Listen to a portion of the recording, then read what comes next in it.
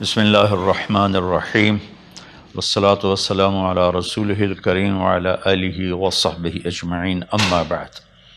میرے محترم بھائیوں، بہنوں، بچوں، بچیوں، عزیزوں، جاننے والے، نہ جاننے والے، السلام علیکم ورحمۃ اللہ وبرکاتہ۔ کچھ دنوں سے میں قرآن سے اللہ کی پسندیدہ ہستیاں کون ہیں، کہ اللہ کس کو پسند کرتا ہے، ولی دوست کو کہتے ہیں۔ تو اللہ کا دوست کون ہے؟ وہ یہ کوئی وراثتی چیز نہیں ہے کہ ایک بڑے اولیاء اللہ تھے تو اب ان کا بیٹا بھی انہی جیسا ہوگا۔ ہمارے یہاں وراثت چلتی ہے کہ بڑے بزرگ کا بیٹا بھی بزرگ بن جاتا ہے، چاہے وہ کلین شیو ہو، وہ لوگ اس کے پاؤں چوم رہے ہوتے ہیں، جہالت ہے۔ تو آج میں تھوڑا سا سورہ بنی اسرائیل ہے، اس میں بھی سارے اخلاق بیان ہوئے۔ میرے بھائی بہنوں، ایمان لانے کے بعد انسان بنتا ہے، اور اس کے بعد اس کی قیمت، اس کا بڑا پن، اس کی وجاہت، اس کی شرافت، وہ پیسوں سے نہیں ہوتی۔ پیسوں سے انسان مالدار تو ہو جاتا ہے، بڑا نہیں بنتا، بڑا نہیں بنتا۔ ہمارا علم غلط ہو گیا۔ بڑا بڑا بندہ جے بولدیاں 3 ملن یہ 200 مربع، یہ نوابہ فلانا ہے، نوابہ فلانا ہے۔ میرے بھائیو، یہ بالکل غلط علم ہے۔ بڑا وہ ہے جسے اللہ پسند کرے، بڑا وہ ہے جو میرے نبی کی زندگی کے پیچھے چلے، بڑا وہ ہے جس سے اللہ تعالیٰ راضی ہو جائے، باقی سب چھوٹے چھوٹے ہیں۔ تو آج ایک تیسری جگہ سے میں کچھ باتیں قرآن سے عرض کروں گا جن کا تعلق ہمارے ایمان سے بھی ہے، اخلاق سے بھی ہے۔ وہ ہے بسم اللہ الرحمن الرحیم۔ وَقَضَىٰ رَبُّكَ أَلَّا تَعْبُدُوا إِلَّا إِيَّاهُ بِالْوَالِدَيْنِ إِحْسَانًا إِمَّا يَبْلُغَنَّ عِندَكَ الْكِبَرَ أَحَدُهُمَا أَوْ كِلَاهُمَا فَلَا تَقُل لَّهُمَا أُفٍّ وَلَا تَنْهَرْهُمَا وَقُل لَّهُمَا قَوْلًا كَرِيمًا وَاخْفِضْ لَهُمَا جَنَاحَ الذُّلِّ مِنَ الرَّحْمَةِ وَقُل رَّبِّ ارْحَمْهُمَا كَمَا رَبَّيَانِي صَغِيرًا۔ یہ بہت بڑا مضمون ہے۔ اللہ نے قرآن بھر دیا والدین کے خدمت کے لیے، والدین کی اطاعت کے لیے، والدین کی ماننے کے لیے۔ پہلا جملہ ہے اور تیرے رب نے فیصلہ کیا، ایک مطلب۔ دوسرا، اور تیرے رب نے حکم کیا کہ بندگی صرف اللہ کی ہے، بندگی صرف اللہ کی ہے۔ عبد اسے کہتے ہیں جو ہر بات پہ سر جھکا دے، عبد اسے کہتے ہیں جو ہر بات پہ بچھ جائے، اس کو عبد کہتے ہیں۔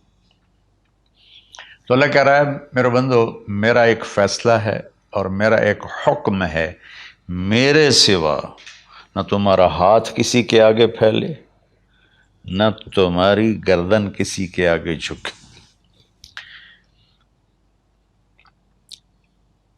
ایک دوسرے سے مدد لینا، اس کو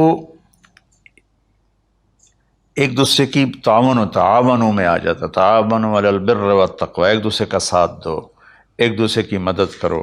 میرے نبی قرضہ اٹھاتے تھے۔ میرے نبی جب انتقال ہوا تو آپ کی زرہ 9 وسق پر، وسق 5 من کا ہوتا ہے، تو وہ جو کے بدلے آپ نے زرہ رکھوائی تھی کہ جب میں تمہیں ادا کروں گا زرہ لے لوں گا، اور آپ کا انتقال ہو گیا، آپ زرہ اپنی واپس نہیں لے سکے۔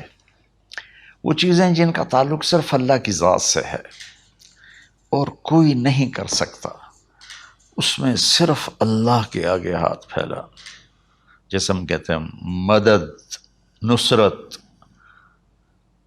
اللہ کہتا میں ہوں، الا ان نصر اللہ قریب، سنو میری مدد تمہارے قریب ہے۔ تو اللہ تعبدوا الا ایاہ، بس ایک چھوٹا سا جملہ اللہ نے یہاں کیا، چونکہ یہاں اللہ نے والدین اور اخلاق بتانے تھے تو اپنے لیے صرف ایک جملہ بولا، باقی باتیں بھی اللہ کے لیے ہیں،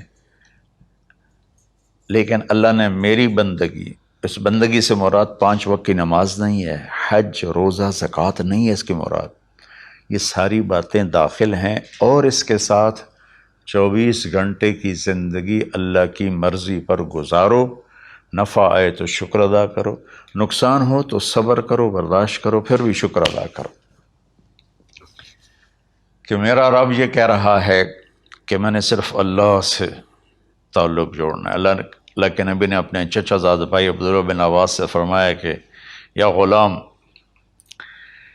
اے نوجوان، اسی کا بکلمات فاحفظہ، میں تمہیں چند باتوں کی وصیت کرتا ہوں، کیا؟ احفظ اللہ، احفظ اللہ یحفظک اللہ، یحفظک اللہ، اللہ کے اوامر کی حفاظت کر، اللہ تیری حفاظت کرے گا۔ احفظ اللہ تجدہ تجاہک، تو اللہ کے اوامر، اسلام، حلال حرام کی پہچان کر کے زندگی گزار تو اللہ کو ہر وقت تو اپنی مدد کے لیے تیار پائے گا۔ اور لمبی حدیث ہے، بنا عشاء کی نماز کا وقت ہو رہا ہے، اس میں وہ جملہ جو اس میرے مضمون سے متعلق ہے، وَإِذَا سَأَلْتَ فَاسْأَلِ اللَّهِ، جب بھی مانگو اللہ سے مانگو، جب بھی مانگو اللہ سے مانگو، اللہ کے سوا کوئی دینے والا نہیں ہے، صرف اللہ ہے دینے کے لیے۔ وَإِذَا اسْتَعَنْتَ فَاسْتَعِنْ بِاللَّهِ، اور جب مدد کے لیے ہاتھ اٹھاؤ تو صرف اللہ کو پکارو، جب ضرورت حاجت کے لیے، مدد کے لیے ہاتھ اٹھاؤ تو اپنے اللہ کو پکارو۔ تو یہ حدیث کی بات بھی ہے، جو قرآن کی بات بھی ہے۔ اس کے بعد آگے اللہ کہتا ہے وَبِالْوَالِدَيْنِ إِحْسَانًا، اور اپنے والدین کے ساتھ احسان کرو۔ احسان کا کیا مطلب ہے؟ اللہ آگے اسی کی تشریح کر رہا ہے۔ ویسے احسان کا مطلب عربی میں ہوتا ہے، یہ جو ہمارا اردو کا احسان ہے، میں تیرے تو احسان کیتا ہے تو ہوں میں نالے کی کر رہے ہیں، یہ بھی مطلب ہے، لیکن احسان کا اصل مطلب ہوتا ہے، احسان حسن سے ہے، حسن، حسن سے الف، 2 الف ملے اور احسان بن گیا۔ احسان کا مطلب ہوتا ہے کسی بھی کام کو جو دنیا کا ہے، دین کا ہے، اسے انتہائی خوبصورت طریقے سے کرنا۔ جیسے کسی دلہن کا میک اپ ہوتا ہے نا، تو 5-6 گھنٹے 4 گھنٹے کے بعد وہ کہتی ہے، جو ہوتی ہے اس کا میک اپ کرنے والی، کہ جی بس یہ مکمل ہو گیا ہے اور اب اس سے آگے نہیں ہے۔ تو آخری انتہا، اچھائی کی آخری انتہا پر پہنچ کے کام کرنے کو احسان کہتے ہیں۔ تو میرا اللہ کہہ رہا ہے میرے بندو، اپنے والدین کے ساتھ وہ کرو کہ جو بھلائی کی، خدمت کی، ماننے کی آخری حد ہے۔ سبحان اللہ۔ وبالوالدین احسان، بالوالدین پہلے ہے، احسان بعد میں ہے۔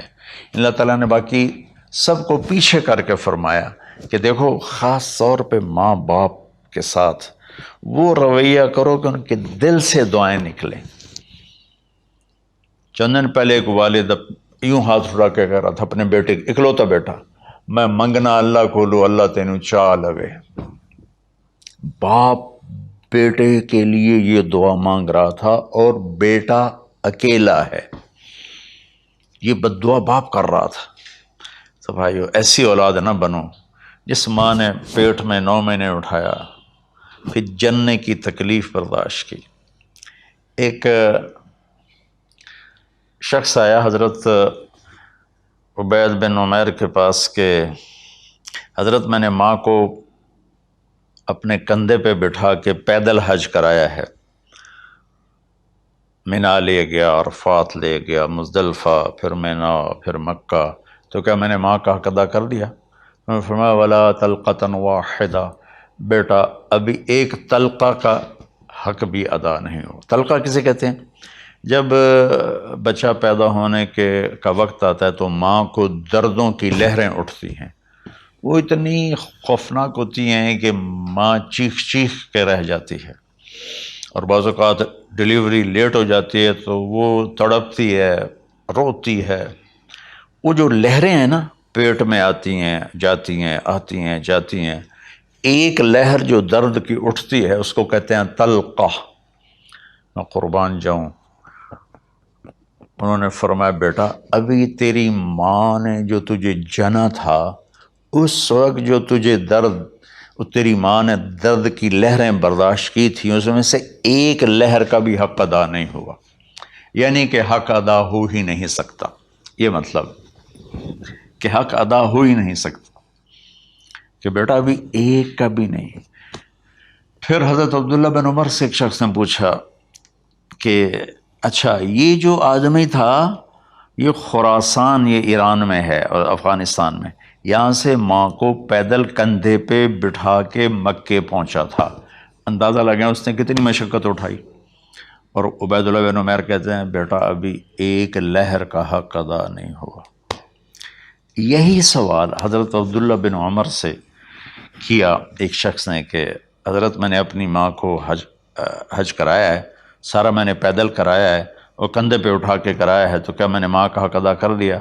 ولا ظفرتن واحدہ ولا ظفرتن واحدہ۔ ہائے ہائے، کہ بیٹا تیری ماں نے تجھے پالتے ہوئے جو تھک تھک کے لمبے لمبے سانس لیے، ہوکے بھرے، ابھی ایک ہوکے کا حق بھی ادا نہیں ہوا، یعنی حق ادا ہو ہی نہیں سکتا۔ تو احسان کے آگے تشریح آ رہی ہے۔ تو آج میں صرف اتنی بات کروں گا کہ میرے بھائیوں، میری بہنوں، میرے بچوں، میری بچیوں، اللہ کے واسطے ماں باپ کو دکھ نہ دینا ورنہ اللہ بھی ناراض ہو جائے گا۔ چند دن پہلے ایک بچہ بچی میرے پاس آئے، دونوں میڈیکل سٹوڈنٹ تھے، کہیں کہ ہم شادی کرنا چاہتے ہیں۔ تو بچی نے کہا جی میرے والدین ناراض ہیں، وہ نہیں، اس رشتے پر راضی نہیں ہیں۔ تو میرے باپ کہتے ہیں اگر تو نے یہاں رشتہ کیا تو تیری میری ایک درمیان ایک خط آئے، کھچ جائے گا، خلیج، ہم اس پار نہیں آئیں گے تو اس پار نہیں آئے گی۔ میں نے کہا بیٹی جس ماں نے تجھے 9 مہینے پیٹ میں پالا، 2 سال تجھے دودھ پلایا، تیری پوٹیاں پیشاب صاف کیا، تجھے پیمپر باندھے، تجھے اٹھ اٹھ کے راتوں کو اپنی چھاتی سے دودھ پلایا، کیا اب اس کا اتنا بھی حق نہیں کہ تم اس کی رائے کا احترام کرو؟ اتنا بھی حق نہیں ہے؟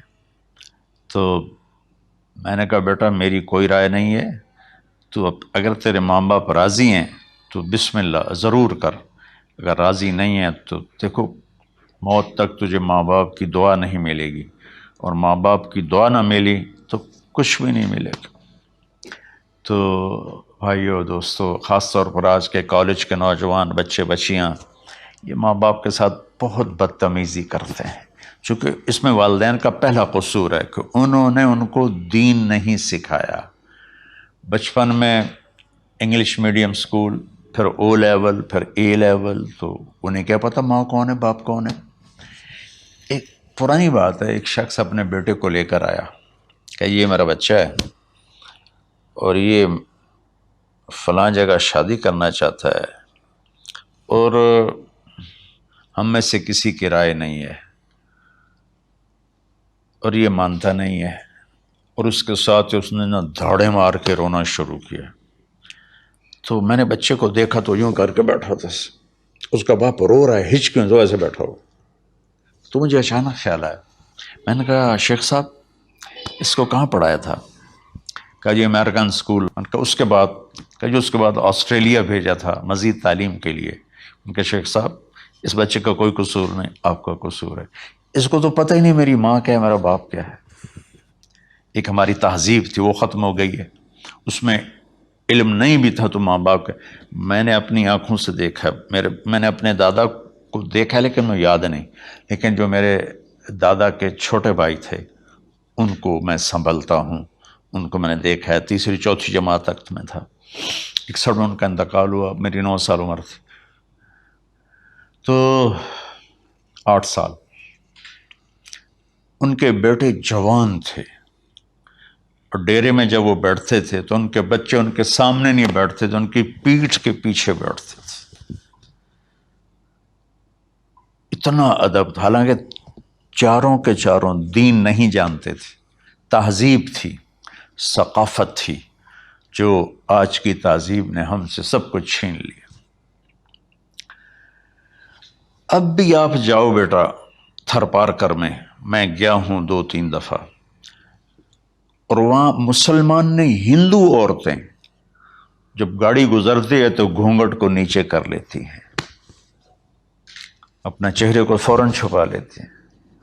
تو خیر بہرحال میں نے کہا شیخ صاحب اس بچے کا قصور نہیں، آپ کا قصور ہے، تو میرے بچوں اپنے ماں باپ کو خوش کرو، راضی کرو،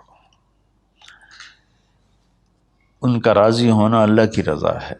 میں اس کی تفصیل انشاءاللہ آگے بتاؤں گا، آج میں صرف اتنا ہی میں نے تمہید باندھی ہے کہ ماں باپ کا کیا مقام ہے، ان کی کیا عزت ہے۔ ایک شخص آیا، یا رسول اللہ میرا باپ میرے پوچھے بغیر میرا مال خرچ کر لیتا ہے۔ آپ نے کہا بلاؤ، چونکہ بچے کا ذاتی مال اگر ہو تو شرع کے لحاظ سے باپ پوچھ کے استعمال کرے، بغیر پوچھے استعمال نہ کرے۔ جب اسے پتہ چلا کہ میرے بیٹے نے شکایت کی ہے تو عرب کی شاعری تو مشہور تھی، انہیں دل دل میں کچھ اشعار پڑھے۔ جو آیا تو جبریل پہلے آ گئے، یا رسول اللہ اللہ تعالیٰ کہہ رہے ہیں آپ اس سے پوچھیں وہ شعر بتاؤ جو تیرے کانوں نے تو نہیں سنے، تیرے دل میں آئے تھے اور اللہ نے سن لیے۔ تو اللہ کے نبی نے فرمایا بھائی تیرا انشاءاللہ کیس سنتے ہیں، لیکن پہلے وہ شعر سناؤ جو تم نے تو نہیں کہے زبان سے پر اللہ نے سن لیے ہیں۔ تو پھر اس نے وہ اشعار پڑھے، اور اس کے آگے کیا ہوا یہ میں انشاءاللہ اگلے کلپ میں بتاؤں گا کہ باپ کا کیا مقام ہے، ماں کا کیا مقام ہے۔ السلام علیکم ورحمۃ اللہ۔